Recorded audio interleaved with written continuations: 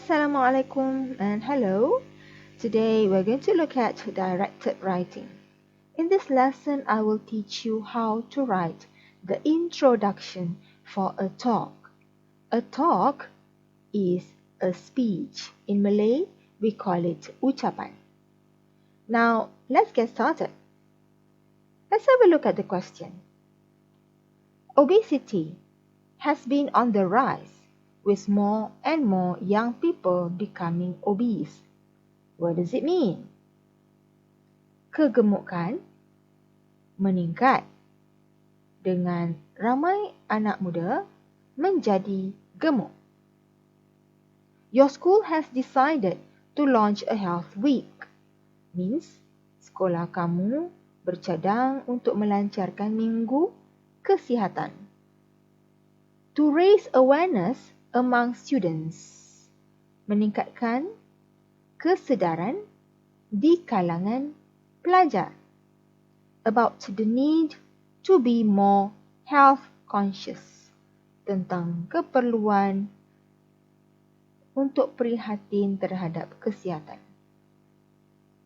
As the chairperson of the school's organizing committee, chairperson means pengerusi kepada jawatan kuasa kerja for this health week, you have been asked, diminta, to give a talk on health consciousness, bagi ucapan tentang kesedaran kesihatan.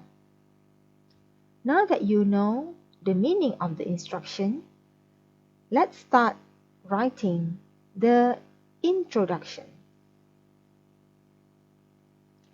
Now, because a talk looks like normal essay, therefore you must have paragraphing. Perlu ada perenggan. So, to write the first paragraph, you must start a little bit to the middle. Okay, you have to start a little bit to the middle. Okay, and you must start with a greeting. What is greeting? Greeting means to say hello, or good morning, or good afternoon. In this case, because you are giving a talk in school, we assume, kita andaikan, we assume that you will give a talk in the assembly. Okay, di perhimpunan. So in the assembly, who are available, who are there in the assembly? Okay, so there will be who? There will be the principal, there will be teachers, there will be students. So we have to say good morning to them. So let's start with good morning. Good morning to the principal. Okay. Teachers and fellow students. Now, if you do not want to write fellow students, you can say friends. Okay? But if you want to write fellow, you cannot write fellow friends. Fellow is for students.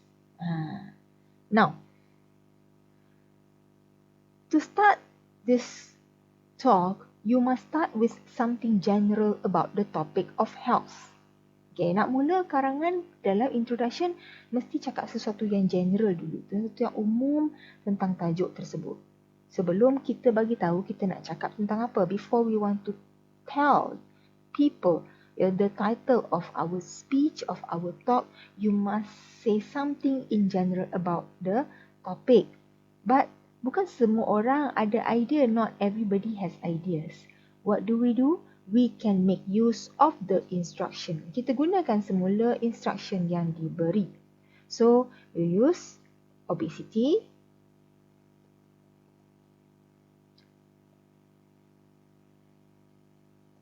has been on the rise with more and more young people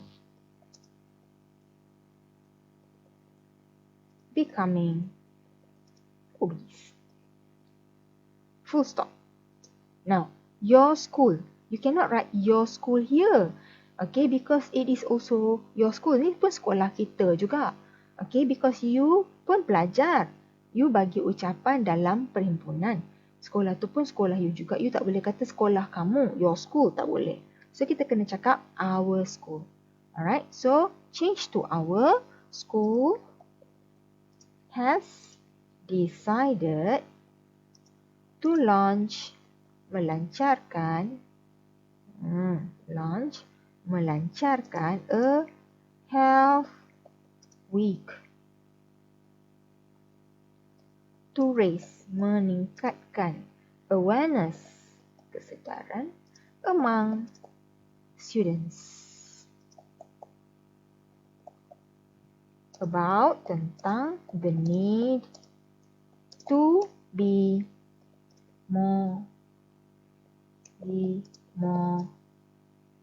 health conscious.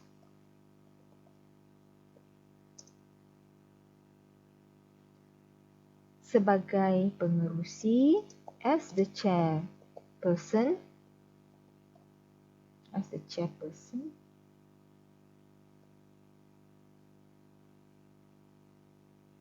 okay, look at that, chairperson, as the chairperson. So, di sini dia tulis huruf besar, it's capitalized. Okay, might as well you follow. Okay, as the chairperson of the school organizing committee, you have been asked to give a talk on health. Okay, so what is my mistake? My mistake is, you see, I did not change it here. So what must I do? I have to change you to I. Kena jadi I lah. Okay, I have been asked to give a talk on health consciousness. Titik, full stop. Okay, now